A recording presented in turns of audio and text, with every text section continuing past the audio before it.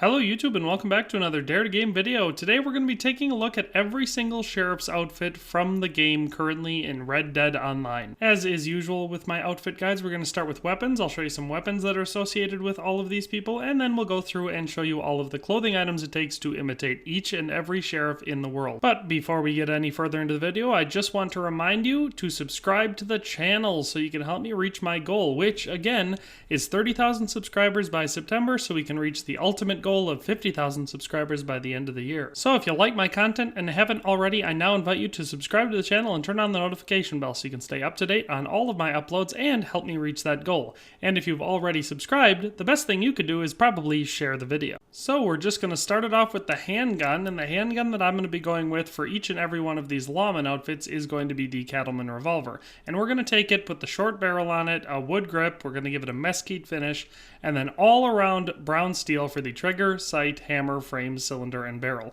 Gives it a uniform, professional, and kind of tough look, and I think that fits all of these outfits. Then the next weapon is going to be a repeater, and we're going to go with the Lancaster repeater. And for this one, we're just going to do blued steel for the barrel, the hammer, and the lever, iron for the sight, and then gold for the trigger and the frame. You could do brass for the trigger and the frame, but I think the gold looks quite a bit better. We're also going to be adding a wrap, and the wrap that I used is the leather wrap with the bullets that got added in the Quick Draw Pass number 2. So if you haven't already gotten that, now's a great time to get the Quick Draw Pass 2 so you can unlock this useful item. Finally, the last weapon we're going to be looking at is a shotgun, and I think the double barrel shotgun is the quintessential lawman shotgun from the Wild West. So we're going to take it, put the short barrel on it, and give it black steel for the trigger guard, the hammer, and the barrel, and then brass for the frame, the sight, and the trigger. Just gives it that classic coach gun look that you see when you look up almost any double-barreled shotgun or anything like that from the Old West. And this one performs really well, so it definitely makes an excellent choice for a shotgun for any lawman character. So that's all there is for weapons, so we're going to start out with clothing, and the first person we're going to be imitating is going to be the Tumbleweed Sheriff. So we're looking at him right here, and this is basically how I got all of the ingredients for each and every one of these outfits, just by looking at the sheriff's in-game. So this is what he looks like. This is the total outfit. So what we're going to do is just break it down one piece at a time. Starting off, we're going to be using this gray variant of the Tiltham hat, which looks exactly like his, and I think looks really good just in general, so there's really no good replacement. Then we're going to be using the black Antoine jacket, and like always, any black jacket will do, but I think this one works the best. Then the white everyday shirt with the collar open is a good choice.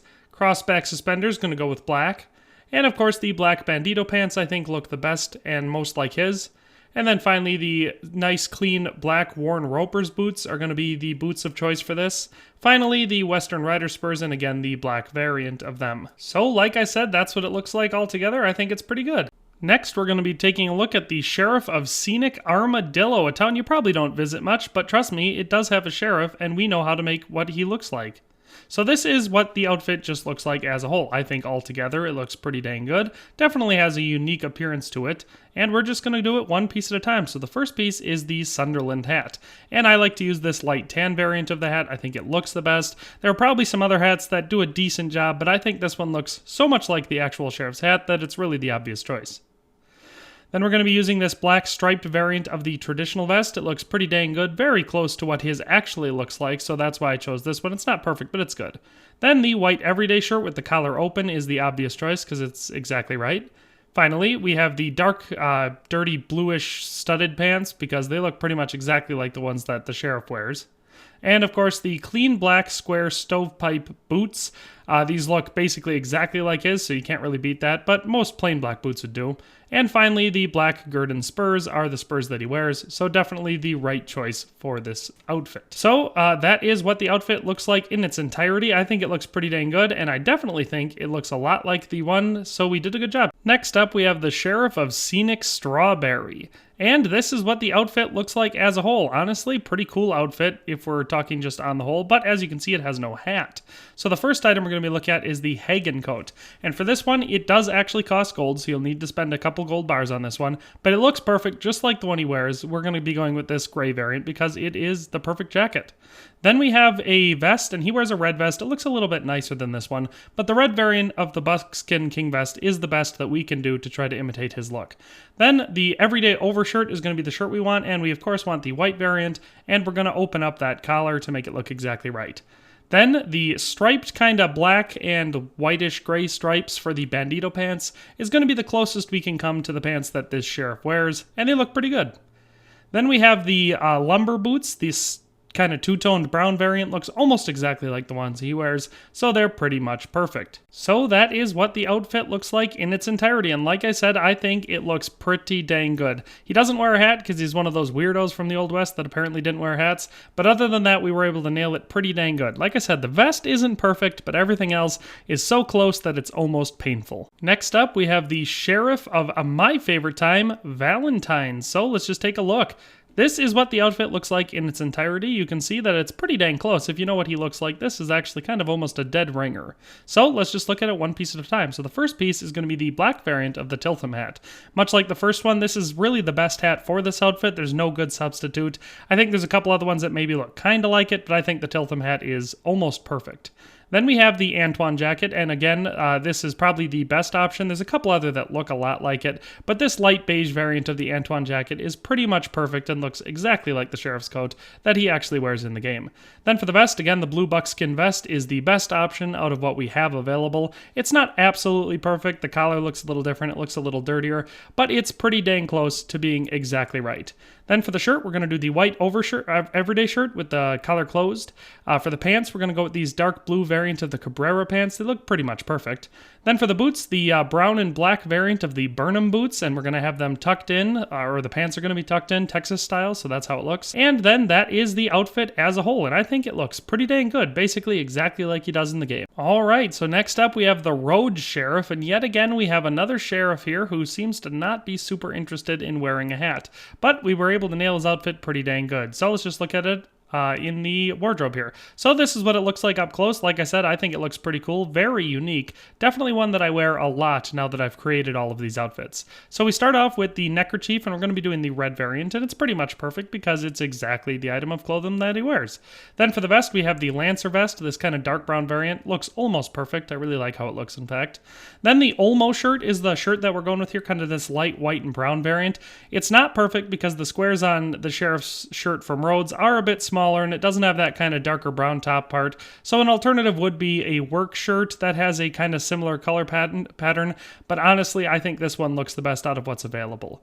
Then for the pants, we have these black variant of the Depot pants. They look pretty much perfect. They're cut in just the right way, so they actually sit just like his pants do, so there's really no better option.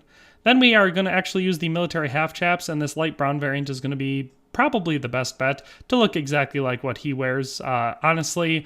Then we're going to be going with the workman's boots, the black and brown variant, because they look pretty much just like his. And that is the outfit as a whole. Honestly, no spurs, no hat, no jacket, nothing fancy like that, but it looks really nice. I think this one might be my favorite out of all the ones we made for this video, but I do like a lot of them. But honestly, this one's very unique and very cool. So for our last location here, it's going to be the Annesburg Sheriff. And again, I think we did a pretty dang good job of imitating his exact look, or at least as close as we can come with the clothing that's currently available in the game. So this is what it looks like as a whole. Honestly, like I said, this one is another one that looks pretty dang sharp. But as you can see, there's no hat. So we start out with the Lancer vest, this light tan variant. Like the last one, it's pretty much perfect. Nothing to say there. For the shirt, I use the everyday overshirt in this white and blackish or white and grayish striped variant. Was the closest I could come. Now the sheriff's in the game is just striped. It's not crossed like this. But the color scheme of this is closer than any other shirt I could find. So that's why I went with this shirt over any of the other options that I could have done. Then for the pants, I did Cabrera pants, and I went with this kind of blackish or real dark gray variant because they're cut pretty much exactly the same as the sheriff from Annesburg, and they look really nice. The color is pretty much exactly the same. Not really much else to say other than these are the best pants available. Then for the shoes, we went the stovepipe square-toed clean black version, and we tucked those into the pants, so not Texas style.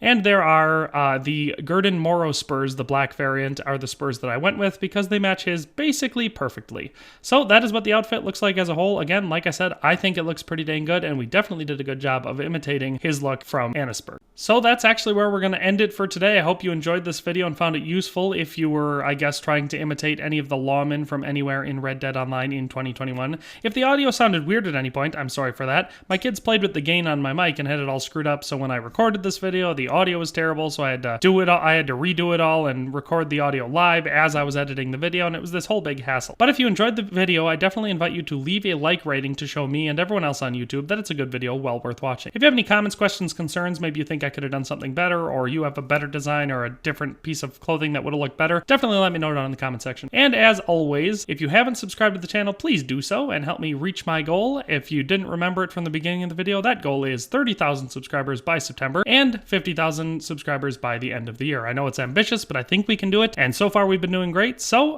if you can, definitely do that. But in any case, thanks for watching and have a nice day, and we'll see you next time. Thanks for watching another Dare to Game video. If you liked this video, please leave a like and a comment. If you haven't already, be sure to subscribe to the channel. If you like my content and would like to support this channel, consider becoming a member today for as little as $1.99 a month. It makes a huge difference. But in any case, thanks for watching and have a nice day. I'll see you next time.